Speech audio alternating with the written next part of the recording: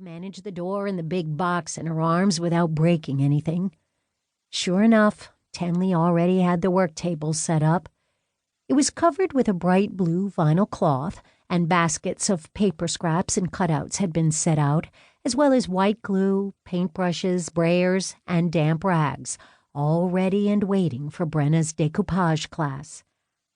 "Hi, Tenley," Brenna said. She set the box down on the floor and arched the kinks out of her back. "Brenna, you're just in time." Tenley turned from the refreshment table and consulted her watch. "I think we can get a couple of belts of wine in us before the group gets here." Brenna laughed. "Thank you, but no, I don't think my reputation could withstand it. One whiff of wine on me and the Porter twins will cast me as the town drunk." "Don't worry, they can't. That role is reserved for Bart Thompson," Tenley said. "Every 4th of July he overindulges and the town police have to tackle him before he tries to relive his youth and streak across the green like it's 1972. Brenna chuckled in surprise. "Doesn't he work at the hardware store? Tie-dyed T-shirts and long gray ponytail, right?" "Well, that's him," Tenley confirmed. "It must have been so much fun growing up in a town like this," Brenna said. "Everyone knows everyone." Tenley narrowed her eyes at her, and Brenna knew her voice had sounded too wistful. She turned away. She knew Tenley was thinking about why Brenna had come here, but she didn't want to talk about what had happened in Boston. She was getting on with her life and putting her fears behind her. Mostly. Brenna and Tenley Morris had remained good friends since their years together at Boston University.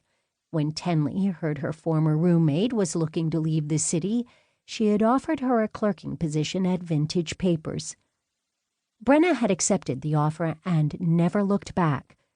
She had transitioned easily from working at an art gallery in Boston to selling specialty papers in Morse Point. Knowing how much Brenna loved to decoupage, Tenley let her sell some of her creations in the shop and had her teaching decoupage classes in the evening. They had developed quite a devoted little group over the past few months, although Brenna suspected it was gossip the ladies came for more than the art of decoupage. No matter. She was getting paid to do something she loved. Life didn't get much better than that. She opened her box and began placing plain white birdhouses at each seat.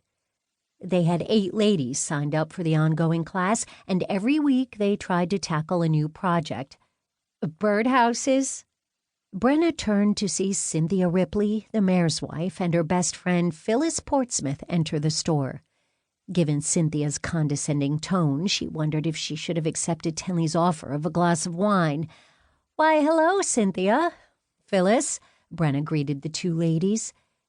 They were the picture of middle-aged chic, rail-thin with bobbed blonde hair that was stacked in the back and wearing a diamond at every pulse point.